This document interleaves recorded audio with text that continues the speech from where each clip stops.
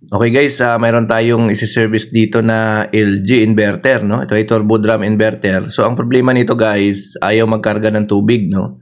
So ayan, nilagay natin yan guys sa wash, pero ayaw niya magkarga ng tubig, no? So ngayon i-identify natin guys kung ang problema ay board or yung kanyang inlet valve, no? Kasi marami guys na nagchat-chat sa atin, no? Kung ano bang sira kapag hindi nagkakarga ng tubig, no? Pag hindi nagkakarga ng tubig guys, ang inyong washing machine, dalawa ang dapat ma-check, no? Yung inlet valve or yung board, no? Ayan. So patayin natin guys. Tingnan natin kung ano ba ang problema nito. Bakit ayaw niya magkarga ng tubig? Either inlet valve or yung kanyang control board.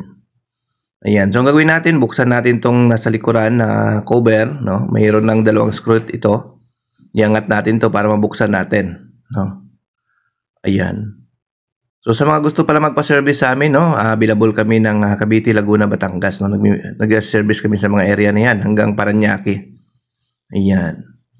So ang services namin guys ay automatic washing machine at saka aircon. No, yan po yung mga ginagawa natin. Ayan. So ito yung likod guys. So ito yung inlet valve, no. Ito. Mayroon niyang screw dito sa ilalim, nakatago. Yan, i-unscrew nyo lang para matanggal natin itong inlet valve. Ayan. Ayan. Tingnan natin. Ayan. Buksan natin to guys. Tanggalin natin tong screw nya para ma-check natin.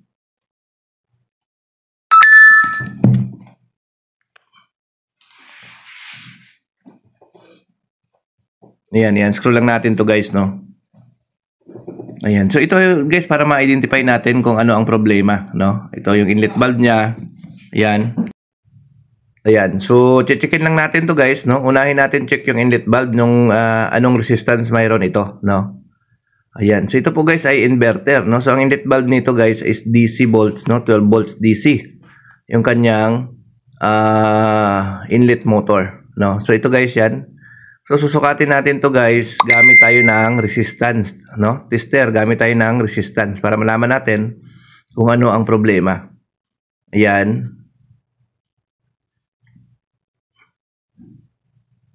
So lagay natin sa resistance yung tester natin guys, tingnan natin. Ayan. Sukatin natin guys. Ayan, nasa 5.3 ohms na lang. So ibig sabihin guys, based dito sa reading, sira na itong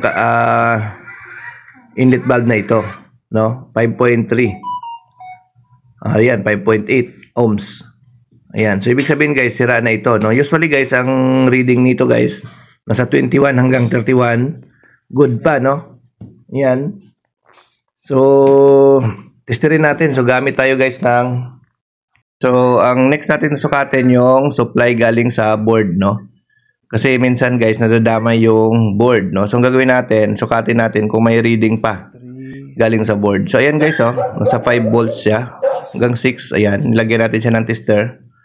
5.8. So ibig sabihin guys, good yung board, no? Kasi ang supply nito guys galing sa board is 5 to 6 volts lang guys. So ibig sabihin good ito, no? So walang problema yung board. So ang problema guys, yung inlet valve. So yun po ang ating papalitan. So ganun lang po guys, no, ang pag-identify kung inlet valve or board ang sira. Okay guys, thank you. Bye-bye.